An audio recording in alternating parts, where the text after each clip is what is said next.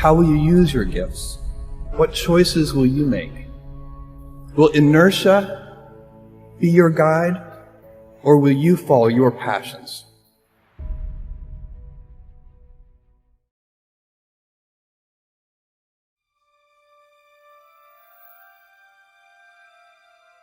If you don't love your work, you're never going to be great at it. If you can get your work life to be where you enjoy half of it, that is amazing, because very few people ever achieve that. Because the truth is, everything comes with overhead. That's reality. Everything comes with pieces that you don't like. Every job comes with pieces you don't like. And we need to say, that's part of it. You have to figure out how to set up your life in such a way that you can minimize the things. And I find people don't dislike hard work.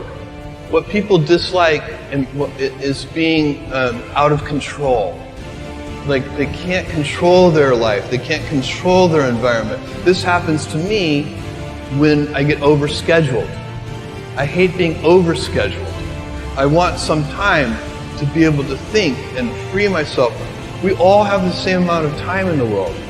Nobody has more time than anybody else. And when you become a very successful person, one of the things, you start to get overscheduled.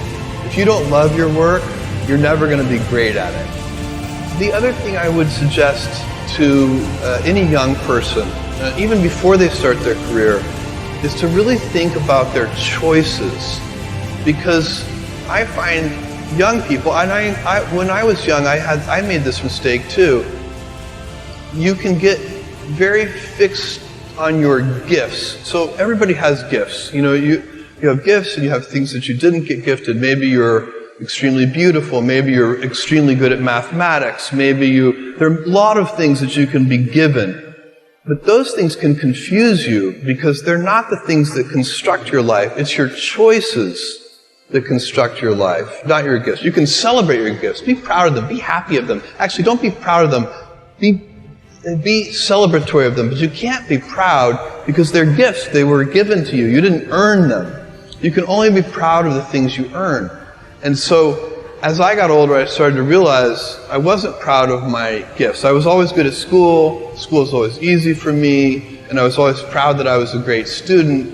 I got A's in all my classes. I was good at math, all of that. And I thought that's who I was. But it's not true.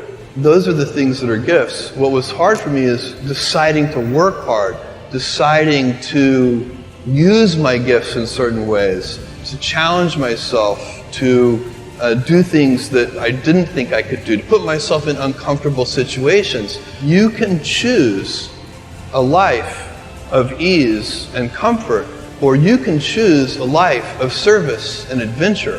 Which one of those, when you're 90 years old, are you going to be more proud of? Tomorrow, in a very real sense, your life, the life you author from scratch on your own, begins. How will you use your gifts? What choices will you make? Will inertia be your guide, or will you follow your passions? Will you follow dogma, or will you be original? Will you choose a life of ease, or a life of service and adventure?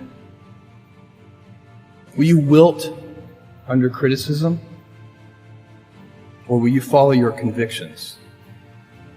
Will you bluff it out when you're wrong, or will you apologize? Will you guard your heart against rejection, or will you act when you fall in love? Will you play it safe, or will you be a little bit swashbuckling? When it's tough, will you give up, or will you be relentless? Will you be a cynic, or will you be a builder? Will you be clever at the expense of others, or will you be kind? Tomorrow, and in a quiet moment of reflection, narrating for only yourself the most personal version of your life story, the telling that will be most compact and meaningful will be the series of choices you have made. In the end, we are our choices. Build yourself a great story.